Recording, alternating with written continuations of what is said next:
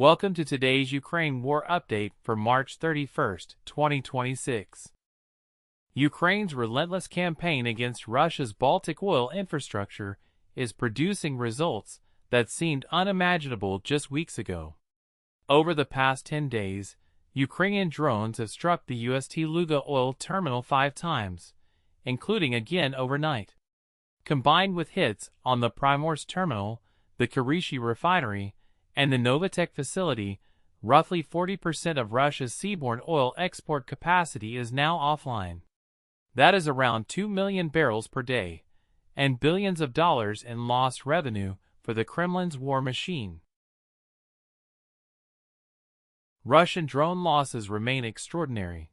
2,296 destroyed in the past 24 hours, following yesterday's record of 2,471. The cumulative total now exceeds 208,000. Russia launched 164 strike drones and 1 Iskander ballistic missile overnight. Ukrainian air defense intercepted around 150 of them, a 91% success rate. Strikes that got through killed 1 person in Poltava Oblast and wounded 39 across Poltava, Odessa, and Sumy regions, including multiple children. Along the front lines, Russia carried out 85 airstrikes, dropping 266 guided aerial bombs, and deployed over 9,000 kamikaze drones against Ukrainian positions. A total of 140 combat clashes were recorded in the past 24 hours. The Pokrovsk direction saw the heaviest fighting with 29 Russian assault actions, all of which were repelled. The Kostiantynivka sector followed with 17 attacks. The Institute for the Study of War noted Ukrainian advances near Slavyansk and in the Kostiantynivka-Dreshkivka area, while Russia made limited gains near Huliapol in western Zaporizhia.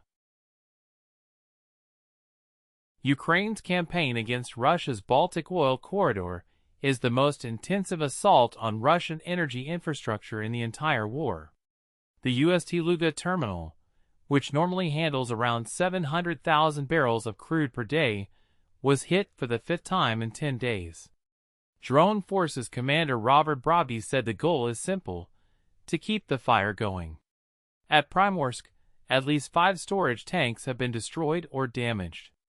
The Kirishi refinery lost 2 large oil tanks. The Novatek terminal saw 3 oil tankers, 5 fuel tanks, and 3 loading berths damaged. Even the Vyborg shipyard was struck, hitting a patrol icebreaker under construction. The cumulative impact is staggering. Loadings at both Primorsk and Ust-Luga have been suspended multiple times. According to Reuters, roughly 40% of Russia's total oil export capacity, around 2 million barrels per day, is currently offline. At current oil prices, that translates to over $150 million in lost daily revenue. Ukraine is proving that strategic patience and persistent drone strikes can impose costs that rival international sanctions. Ukrainian President Zelensky signed a 10-year security agreement with Bulgarian caretaker Prime Minister Andrei Gyrov, the 29th such bilateral deal, covering joint drone production and air defense procurement. Meanwhile, peace talks remain frozen as U.S. attention stays focused on the Iran conflict, with the Kremlin saying scheduling is unclear. EU officials are visiting Kiev today to mark the anniversary of the Bucha massacre. That wraps up today's update. If you found this useful, press the like button and subscribe in order to support this channel. Stay informed, stay safe, and I'll see you tomorrow.